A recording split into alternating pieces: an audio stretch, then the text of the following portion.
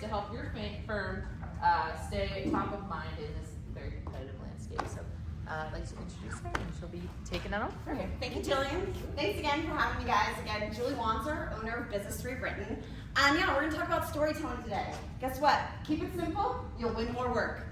First of all, a little bit about me. I grew up a military brat. That's right, I'm the proud daughter of 2 Army veterans, and an even prouder daughter granddaughter of a World War II fighter pilot. Okay, he actually died at 101 from pneumonia. So 33 combat missions, they don't make them like that anymore. Okay, being a military brat also installed a love of travel in me. So you'll see here, that's actually a cruise I went on with my parents celebrating their 50th wedding anniversary. Okay, I'm not even 50 years old. I might be getting close to 50. Botox helps, but it was great to celebrate their 50th wedding anniversary. We went on the Eastern Caribbean cruise. Something else I'm really passionate about is music. I'm a Swiftie, don't judge.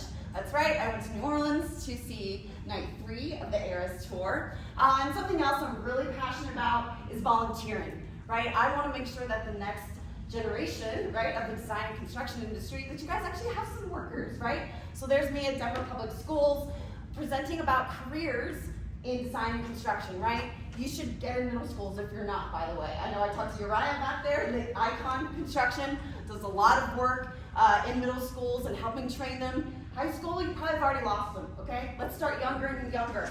These are your Gen Alphas, okay, that you need to make sure that you're talking to. I have 22 years marketing experience. That's right, graduated in 2003 from the University of Maryland, Robert H. Smith School of Business with a marketing degree. Then spent the last 17 years working in the design and construction industry.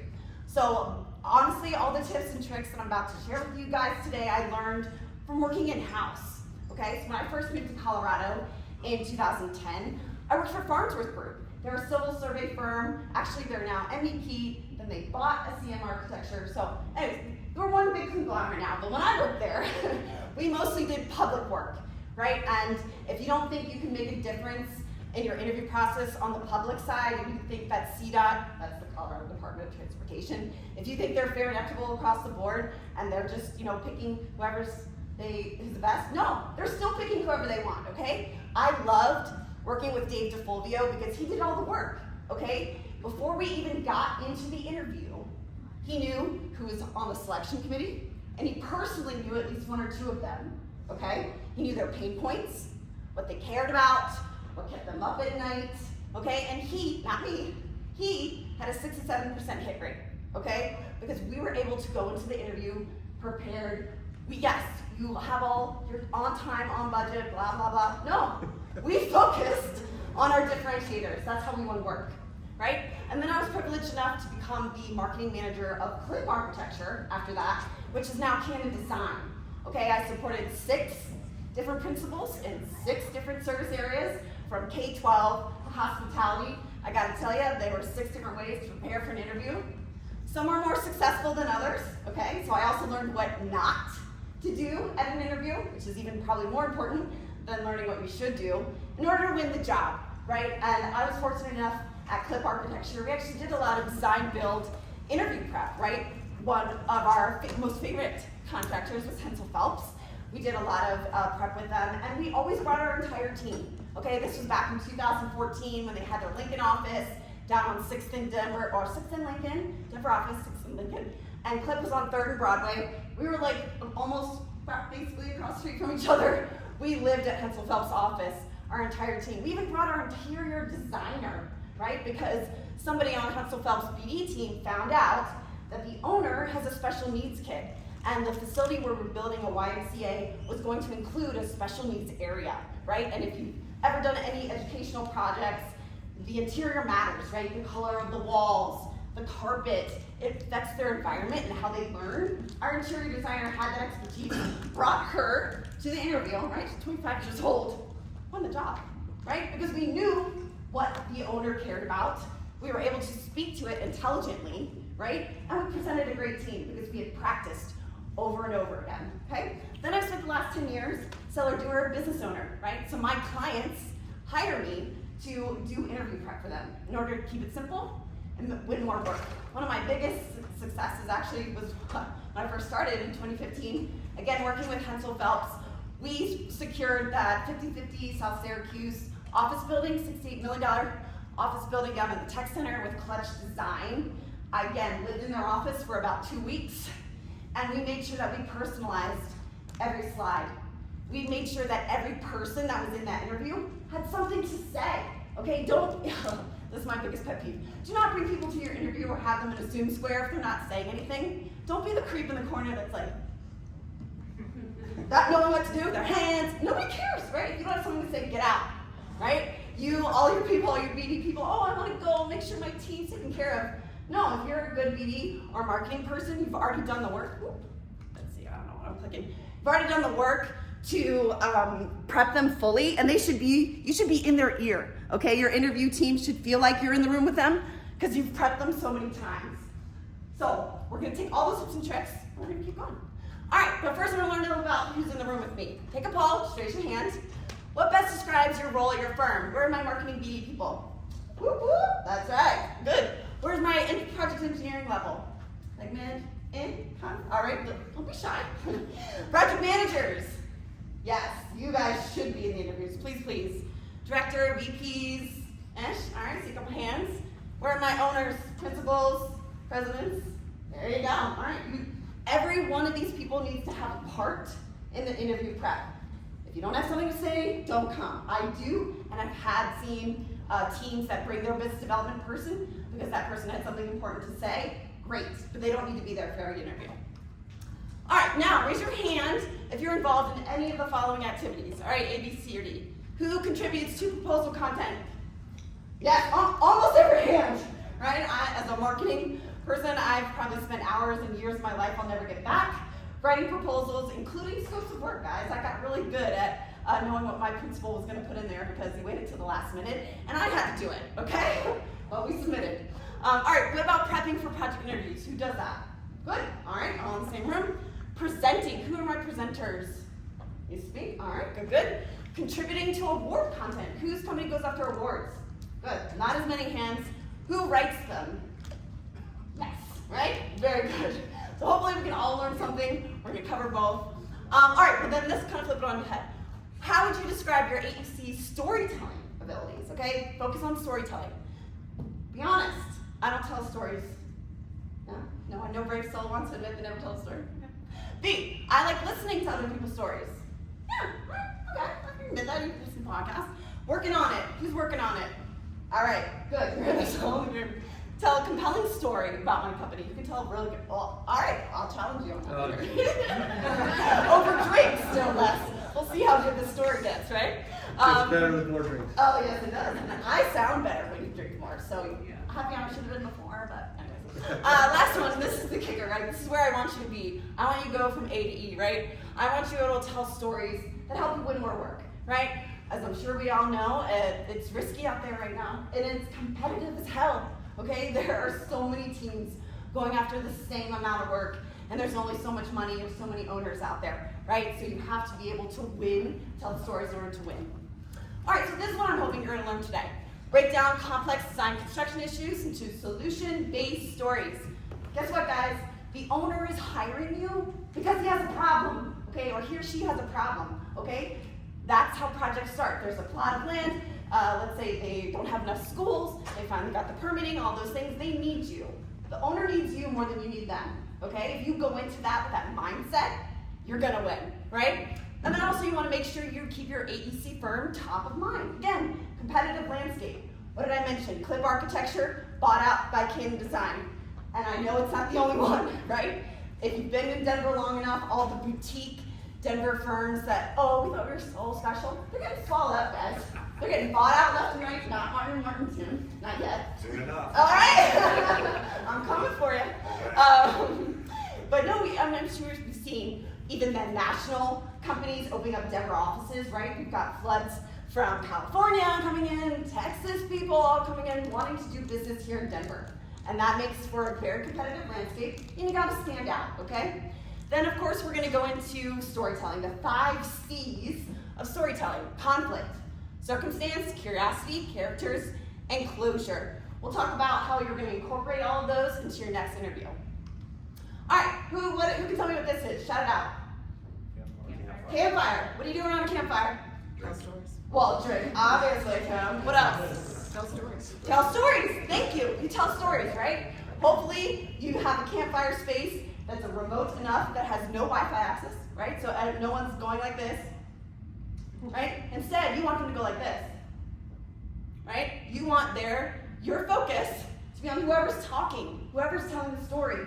And only one person gets to talk around the campfire. Okay, there's not 5 different ghost stories going on. They're not talking over each other. Okay, they're actually being respectful and quiet and listening, right? This is what we do around a campfire and drink. So. Got that, Tim. I didn't want to think I forgot. All right, what's this? Sailfish. A fish, right? I don't know what kind of fish it is. It's a big ass fish, okay? Right? And every firm in here should have a big ass fish, big ass project that you're tracking. If you don't, fire your BD people, because that's literally their job, okay? Is to keep track of projects and keep track of that big fish. You should know about projects before they hit the street, okay? And if you don't, again, fire your BD person, because that's literally their job, right? To gather information and to know how to get the work, right? So how do you get a big fish? How do you get it? With the line in the water. Okay, and then line in the water, then bait. Hook. Hook! Thank you! You gotta have a hook, right? You can sit out there on your line all day, talking away, going through, we're on time, we're on budget, great. But if you don't have a hook to your story and your interview, you're already lost, right? You've already lost the job, okay? So in order to get someone hooked, you need to create a narrative transportation. Take them on a narrative transportation. These are not my words. This is Liz Neely, founder of Liminal. It's a company she's a neurologist that studies how your brain activity interprets stories. So she's a great source of information. So in order to achieve this, it's when your attention is focused on the storyteller. What do I say about the campfire? Right? One person talks at a time, they have their full attention, okay? You also have achieved narrative transportation when you have to know what happens next. Has anyone ever stayed up till 2 in the morning binging Netflix? Don't admit it now. Thank you. We all have, okay? I'm in the middle of True Blood again. But it's because even though I've seen it before, I need to know what happens next. I literally cannot go to bed until I've finished an episode, right? Same thing with podcasts. Who loves the true crime podcasts? Come on. Thank you. Thank you, Mike. Thank you for your plan. But those, you get hooked, right? Because you can't stop listening until you know the ending. You can literally not, at least I don't. I can't stop in the middle of the podcast. I need to know who the killer is, how they did it, and why he did it. Yes, he is usually men. Sorry, not sorry. Okay? You gotta know, gotta have a hook. All right, here's some science for you. Again, this is actual science. This is not, I don't know, people have a problem with science nowadays. Princeton University Neuroscience Division found that the brain activity, those are the orange dots, stories synchronize the brain activity of the teller, so that's the people giving the interview, and the listener, many regions, including language processing networks. Okay, what does that actually mean? Let's dumb this down. Listeners' brain activity mirrored that of the storytellers. So if you got someone hooked and you're on this narrative transportation, it's because their brain's activity is mirroring yours, right? You've got the owner hooked. That's the goal. And the stronger the connection, the better the understanding. Where are my structural guys in here, right? Stronger the brace, better connection. Thank you, Tim. I tried, right? So you got to make sure, you can talk all day, and the owner has literally been sitting in 8 hours worth of interviews, and their eyes are glazing over, and you think you're doing a great job, but if they're not understanding the words that are coming out of your mouth, and they're not mirroring that brain activity, you don't have them hooked. You might as well just stop talking. All right, so how do you get this activating your mentalizing network? Group of brain regions used to predict motivations, emotions, and beliefs of other people. The brain focuses more on what the character is thinking or feeling during an event rather than the sequence. Okay, I know you guys don't like this. Thinking, feelings, okay? You have to get someone to feel something, right? Whether they feel annoyed, angry, or curious, whatever it is. If they actually feel something, that means you've made a connection with them, okay? Do not do this. Do not put your Gantt charts and whatever stuff. If this is a slide in your interview deck, get rid of it now. Nobody cares. Okay, yes, great, you can create a schedule. Awesome. this means nothing, okay? And my guys are already glazing over. So you gotta put more emphasis on thoughts and feelings. You gotta hook them. Find out who's on that section committee. Find out what they care about. All right, so how can storytelling then be powerful in AEC? We're all familiar with this, right? We know the three-legged stool. On time, on budget, and we're quality too. Well, cost and time now are expectations. Okay, you have to know how to manage the budget. You know who I want to work with? The interview team that comes in to the interview with solutions saying, you know, I've reviewed this project in detail, I've visited the site, I've done some preliminary research, and guess what? I figured we can value engineer this one thing over here and save you some money. Ooh, you're already acting like you got the job, you did the research, and you're already saving them their money, they haven't even hired you yet? I'm here for it, right? That's the type of hook. Get to what they care about. What do owners care about? Time and money, yes, but you need to be able to show your differentiator, which is your quality, right? And what does that mean for storytelling during interviews? Focus on how your firm is best equipped to solve the problems of the project. Every project has problems, right? That's why they're hiring you. You're the expert. You're the one that's going to be solving these problems. Again, on time, on budget, nobody cares. Don't say that. So let's go through the 5 C's of storytelling, and we'll see what that sounds like during the interview process. All right, I love a good arc, right? These are the 5 components of storytelling. First is circumstance. Do your research. I talked about Dave DeFolvio from Farnsworth Group. He did all his homework, right? He literally would go out to every site. He knew who was on the selection committee. Again, 9 times out of 10, he had already worked with them, already established a level of trust. So do your research, okay? Act like you already own the job. Next is conflict. Go straight for it, okay? Problems and solutions. You need to address the project challenges and how your firm is the best to solve them, okay? Tell me how you're gonna help me. That's all a response, okay? In case you don't know, owners are getting younger, they're lazier, they're scrolling on their phones the whole time. They don't know what they're doing. They need you. They literally need you and your expertise. And they might cause a problem. There might be other external factors that are problems, but your firm, your team, needs to be able to communicate how they can best solve it. All right, now we're going up to the peak of curiosity, right? Why and how is your firm the best solution provider? Again, this is where you're focusing on your differentiators. This is your hook, right? This is why you are the best team equipped to solve this problem that happened on this project because you've already done the research, okay? Then you come down to characters. This is where I lose people sometimes. And some of my clients are like, well, I want to introduce myself at the beginning. Everyone needs to know who I am. And I'm like, okay, great. I admit that, right? Yes, introduce yourself, say your name, title, and then move on. You don't get other people to talk. Yes, that you need to obviously have speakers here, but you don't introduce people till you've got them hooked, okay? And you want the people speaking here reintroducing themselves as how they're going to solve those problems. I'm the MEP person, okay? I will make sure that everything's taken care of, da-da-da, this is why I'm here. I'm the all the other components, structural, all the things, right? So make sure you have representatives, and again, it's design build, you guys are obviously encouraged to be more collaborative. Make sure you have a leader in almost every section of the project, or even better yet, have leaders for sections of the projects that have the biggest problems, okay? You have to anticipate, do your research. And then you gotta close, right? Vision for the future. You need to talk, again, and not be cocky, be confident, right? Walk in there like you already have the job and set the vision for the future. Basically paint a picture of what it would look like if that owner chose you guys, right? When we get this job, I'll be able to value engineer this, we'll have a community impact of this, and I can't wait, I'm so excited, right? When I got that, not, well, if we get the job, we'll do this. No! When you get the job, be confident. All right, what does that look like? Circumstance, doing your research. So start your story highlighting the challenge or problem, right? You're gonna hear me say this over and over, but provide relevant industry statistics to reinforce the significance of the challenge, right? Again, I know at the beginning I said thoughts and feelings are more important than numbers, but you have to appeal to everyone, right? We all make decisions mostly with thoughts and feelings, but you'll have to throw some numbers in there too. So what does that sound like? So this is an underserved market for healthcare facilities where people are forced to drive over 20 miles to the nearest hospital. A lot can happen in 20 miles. You can have a baby. On the flip side of that, you could get into a horrific car crash and die. okay? So this underserved community needed this hospital yesterday, okay? It's a sense of urgency. And the fact that you brought that up and you know that, there's so much research. It's called the World Wide Web, guys. You can literally find anything. Go to their Chamber of Commerce for the local city and town. Find out, what the recent fatality rates are. All the things that will impact your projects. Get to know those numbers. Can you use AI for that?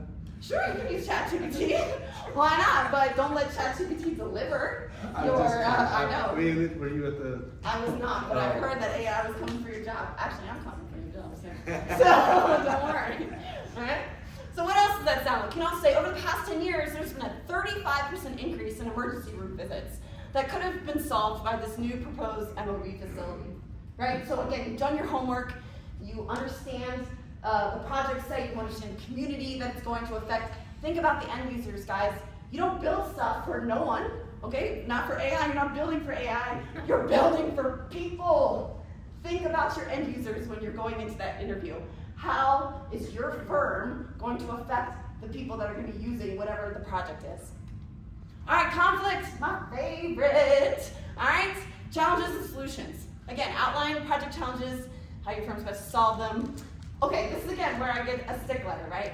I've had teams say, well, I don't want this person talking about this project because that project was completed by my competitor when that person was over there. Okay, it's a common problem, guys. I don't know about you. Every time I go to a networking event, I'm like, wait, who are you with again?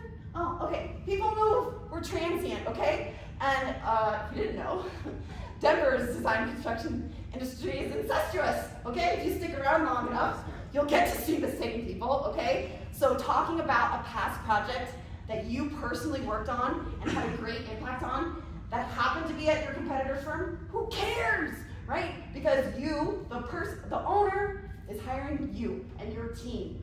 People like to work with people they know, people they like, and people they trust, okay? I've had several clients, owners who will follow superintendents, okay? The owner trusts the superintendent. They've been working with that person for 2 or 3 years, right, on one project.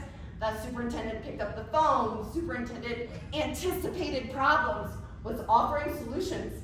Said owner now trusts that superintendent. Superintendent leaves, goes to another company. I'm following the superintendent because I've built up trust.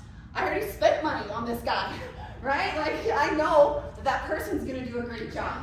Okay, that's literally all it takes. So please don't get caught up of, oh, I don't want to show another firm's work. You don't have to show a picture, but let that person talk about the project. Don't exclude that if it's relevant, right? If that experience is relevant to what you're going after. All right, so what does that sound like? Proposed site does not have proper drainage to accommodate this MOB due to XYZ, but our firm is specialized in following water resources and engineering solutions for the past 8 years. Okay, so you're basically admitting that, again, you've done your research, they don't have proper drainage, here's why, and we've been doing this for 8 years, okay? Building confidence.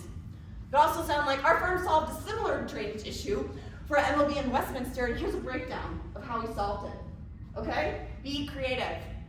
Next, all right, so we've got circumstance, conflict, now we're going to curiosity. Still with me? I talk fast. All right, curiosity. Why is your firm the best, right? Highlight your firm's unique strategies, what sets you apart.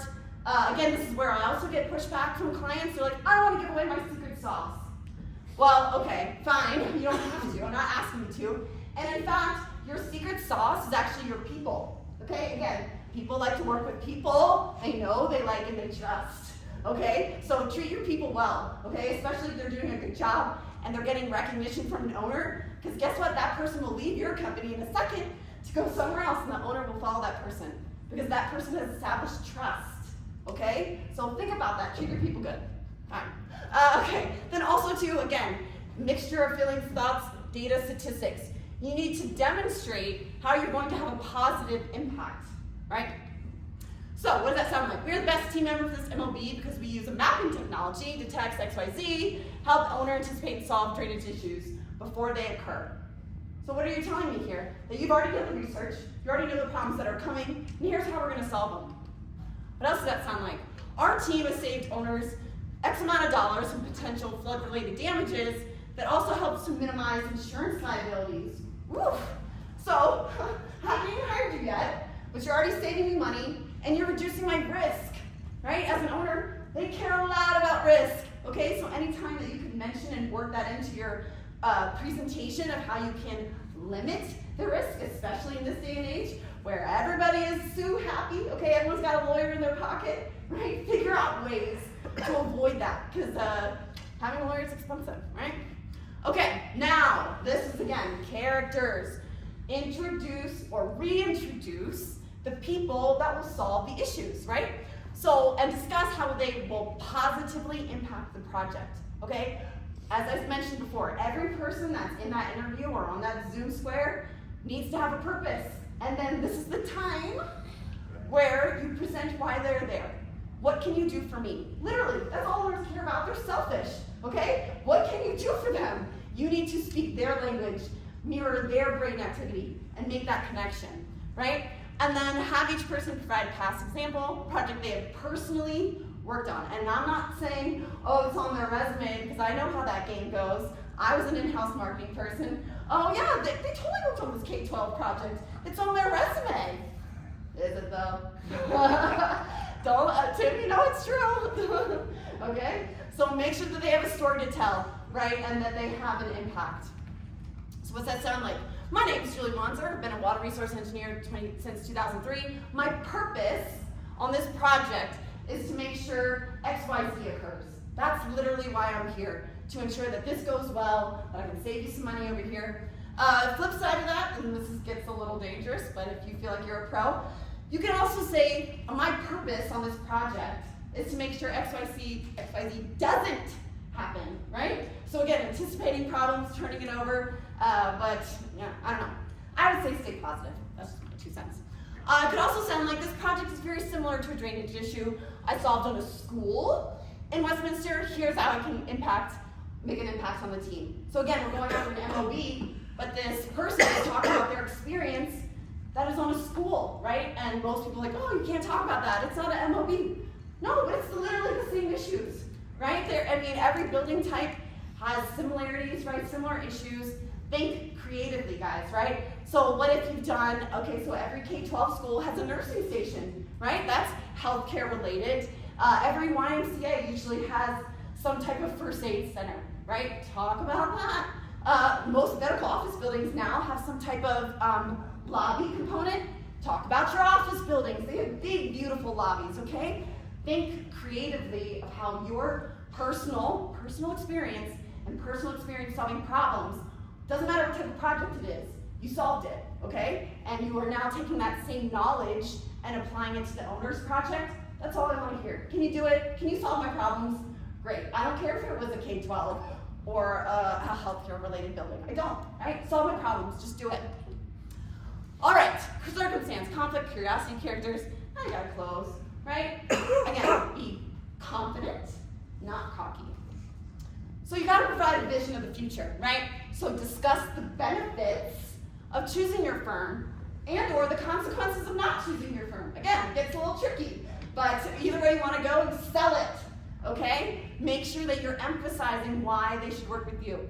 And share what your firm is looking forward to the most, right? Again, when I get this project, I can't wait to start working on this and designing and building it, because I have a young child too who's going to be using this facility, so I have a vested personal interest in this project, and I'll make sure that it's done well, right? Because I care about my own kids, right? I care about them using this facility, and I'm taking that passion and giving it to you, the owner, right? That's what I want to hear.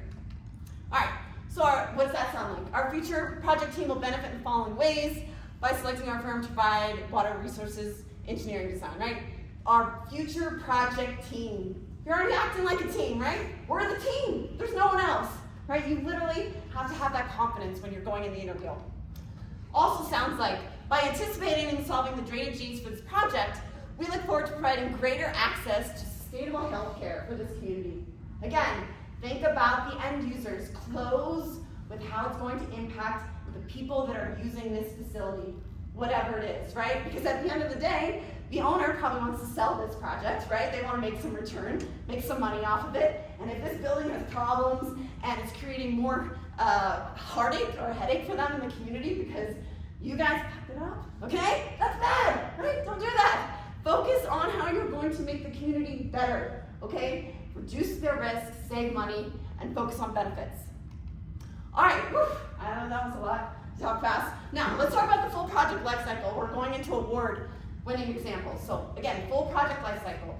You did the proposal, you got the interview because you did the 5 C's of storytelling, right? You did a bang-up job.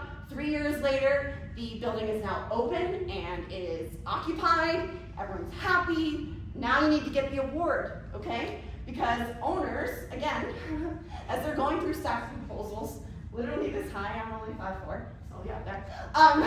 They're looking for reasons to discount you, right? And here's another inside tip. They don't read the proposals, guys, okay? They usually already know who they want to work with, or they only read the cover letter. Thank you, Uriah. You mentioned that too, right? But you know what else they do? They skim and they look at pictures. And what I encourage my clients to do every time they win an award, you make sure that goes on your project sheet, create a little graphic, have one of your marketing people, or go to canva.com that says, this is a DBIA National Award-winning project, right? And if I see those little stickers throughout your proposal, I'm like, oh shit, okay, they win awards, then that must mean they do good work. Somebody trusts them enough to award them a project. And so as an owner, again, they don't have egos, okay, they want to work with teams that are award-winning, right? And so the cycle continues. So if your firm isn't going after awards, you should. All right, so how do you implement storytelling into award submittals? Again, same thing. Focus on your differentiators, right? These are your expectations, project schedule, services provided, project milestones. I like to say that awards are almost exactly like proposals, okay? They have a set deadline. They have a certain number of questions and requirements that you have to meet, right? But also, you have to be able to write persuasively and talk about impact, right? So that's why you've got to focus on economic impact, social, and environmental. This should be the gist of your award submittal. And again, I understand that there are certain questions and you have to answer them, whatever, fine. Be persuasive, okay? We're gonna break down an award submittal that won a National DBIA Merit Award for PCL construction for Judy's house, okay? We're gonna go through and break down, okay, through the 5 C's of storytelling, where do I put this part? And it will exactly mirror and break down DBIA's award submittal. So in section 1, procurement, make sure you're putting this language, okay? DBIA national awards are due May 30th, so you still have a chance to submit. Just saying, I'm older for DBIA, that's my little pub. All right, same arc, you know this story. Okay, this is Brian, this is award letter. Congratulations!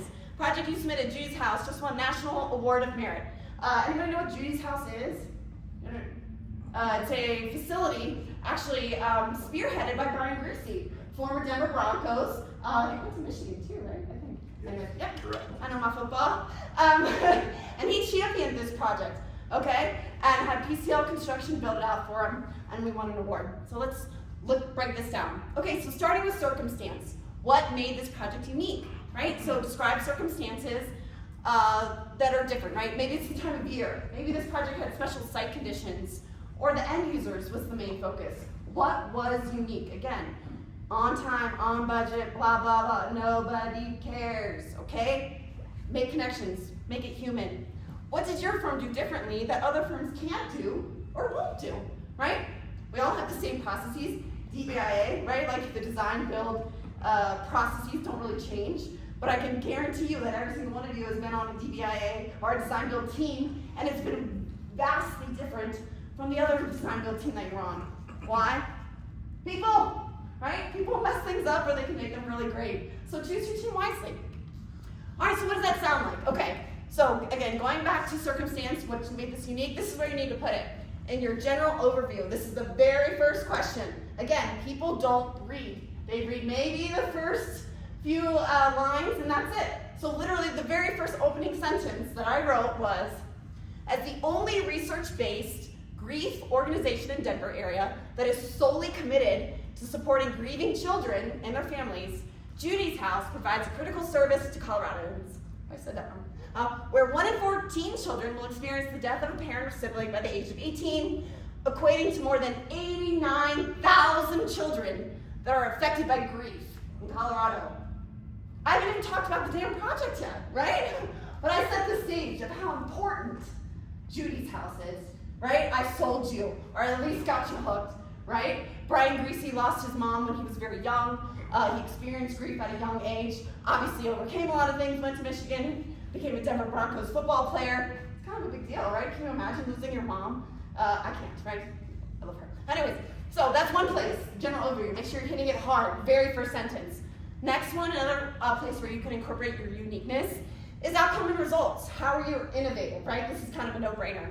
But again, first sentence, the design-build team embodied this community-based philosophy from the outset by consistently communicating the importance of this project to all team members based on the vision of Judy's house.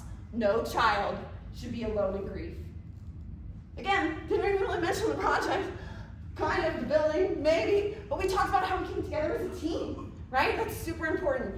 And we made it relatable. Literally, this vision was shared with all trade partners through a series of why statements, and they had it all over the project site. So every time a new trade came onto the project site, they saw this vision, these series of why statements of why they should care. It made a difference, guys. Okay, again, thoughts and feelings.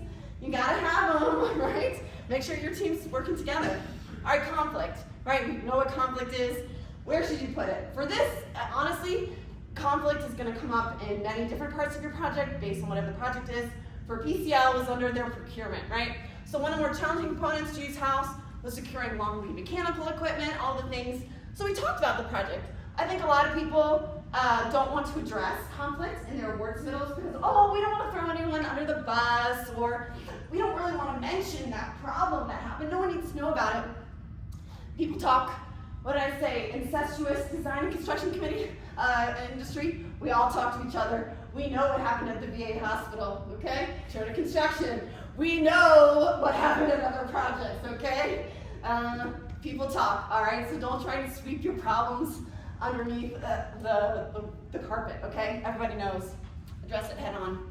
All right, curiosity. Okay, this is my favorite. I love a good burger. Sorry for my vegans out there, because it's extra juicy, okay? Start with a good, sturdy bun, right? Start with why your project should win. Again, that's the only thing the award submittal selection committee is gonna read. I know that because I've been on an SMPS award selection committee, and we went through a stack. And again, when you have, I don't know, with 30 entries to review, we were looking for reasons to get rid of them, okay? Looking for reasons. But if you didn't tell me why you should win, and you started off, well, the project was 230,000 square feet, and it took 2 years, you're already lost me, I don't care. Tell me why you want to win, right? Tell me up front, don't be afraid. Then put your data and statistics in the middle, right? Gotta have the meat of your award submittal, and then close out with community. Again, think about the end users, who's using it. So what's that sound like? Just want to put it in, again, general overview. At the very top, we talked about this. What did we say? We had outgrown the previous facility. The new purpose-built home allowed Judy's house to overcome current physical limitations. What was that? One statement. Oh yes, this was the purpose statement that the owner shared with us. So we shared that with the team again, right? So talking about different things, making sure that it's innovative, right? Okay, characters. Who made the most impact? When you're doing an award submittal, make sure you get input from at least 3 people inside your firm. And then obviously, because you're a design build team, you gotta include the other partners, other trade partners, right? They have all experienced something different on this project, have a different perspective, something to offer. How am I doing on time? 5? Okay, it's not 6, got it. I can do it. And then Talk faster. I will. Trust me, I'm from the East Coast. Listen, I can go all day. But again, obviously, especially with the DBA national award, you have to include all the people that are on the team. If you miss someone, they mark you down for that. Okay. So be collaborative, recognize your people, and make sure they're part of the award submittal process. What's that sound like? We did it in our leadership section, right? So team creation for Judy's House actually began in 2018 when Judy's House Davis Partnership first reached out to PCL. And so they started working on this years before this even went to bid. So this project actually didn't start until 2021. But they were doing all their research and their homework in 2018. It's a long lead process, guys. I'm not saying you can do this tomorrow, right? But make sure that you implement it and you're consistent with it. All right, and then closure. We talked about this.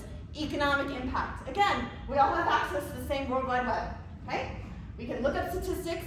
You can look up how much money you're saving the town now, right? You've got this great new wastewater facility. Before, the town was having issues. It kept flooding, right? There's shit in their water, literally, right? The things are getting mixed up. That's bad, okay? Hopefully you go back and you fix that with your new wastewater facility, and you can show what the improvement is, right? Maybe there's more drinking water available, they have more sustainable access, those types of things. The research is out there, you just have to ask the question. Social impact, obviously end user, we talked about that. Environmental impact, again, your projects affect the environment. I know that being sustainable isn't always popular, but you gotta talk about it, right? And then we put that in the outcome and results. We talked about how the several sustainable building elements incorporated design build team, payback standpoint, we were able to get this. Judy's house contains no natural gas and is 100% electrical, okay? Kind of impressive still, All right. Ta-da! Q&A, I did it, I made it. How much time, 3, 4? Okay, open it up to questions, guys. Anybody learn anything? Yes, you're right. What are some of the other areas when you're on the selection committee that they actually stop on and look at? What are the hooks that didn't stop there? Pictures. If your proposal doesn't have pretty pictures of your projects, become friends with an architecture team, okay? Architects always have beautiful pictures of their projects. You can sign a usage photography license with them, get those photos. Do not use your iPhone photos, guys, please. I know the i16 Pro Max, whatever bullshit, has the best photos ever. No, you need a professional photographer to take great pictures, and that's what they look at. And the cover letter. If there's a specific, and the price. Duh, of course they're gonna look at what it costs, right? So the price isn't always the determining factor. Great question, you're right. Other questions? When you answer an RFP, I always think about, reciting back to them what they told me, and maybe we take that too far. But I mean, what do you think about What do you mean reciting back? Well, basically they told you in the RFI, this is really important, and we as engineers sometimes we're like, well, let's do it all in order of what they gave to us, and let's make sure we answer every single question. Let's make sure that we acknowledge everything they told us. We tell them back to them. And I think there's a time and place for that, but not, you're gonna lose them at first, right? So That's why I just dawned on me. exactly, right? Because in the RFI, everybody has access to that information. It would be better, Tim, if you took that owner or someone on that selection committee out to lunch, out to coffee, and you're like, hey, I understand there's this new project coming out, blah, blah, blah. Pick their brain, that's when you listen, and then that's when you repeat back what they told you, because you get the real answers there. The RFI probably wasn't even written by the owners, okay? Written by some marketing person, right? So don't always take, what is it, I don't know what I'm trying to say. Basically, don't always believe what's in the RFI. That's not actually what the owner cares about. Until you talk to said owner or somebody in that group, you don't actually know. You gotta talk to people. Other questions? What did you learn? Wow, that's too much to tell you, but let's say talk to people, get ahead of it, and Yes. try to get what their hot buttons are. Exactly, right? Because people, listen, they're so distracted, there's so many problems and different things in the world. If you can remove one of those problems with your expertise, God help them. All right, thank you. Yes, sir. You get a team of operational people that are typically not excited individuals. Okay. Excited. So you get them excited about what they're excited about, right? Those operational people, they have to have something that lights them up, right? Like maybe you've got a cost estimator, it's like, I'm all about the numbers. And that is the one thing that person's allowed to talk about because that's what they do all the time and hopefully get excited about. I wouldn't say train your operations people to be like me. You don't want that, right? Like don't make them be someone they're not, right? I understand, there's introverts, extroverts, or whatever, but if someone has a deep expertise or speciality about something, you can sense it, right? Whether they are loud and boisterous like me, or if they're talking like this, and they're really, it doesn't matter how they talk or how they present, but they will get excited when they talk about something that they're comfortable with. So find something they're comfortable with. Yeah. What else?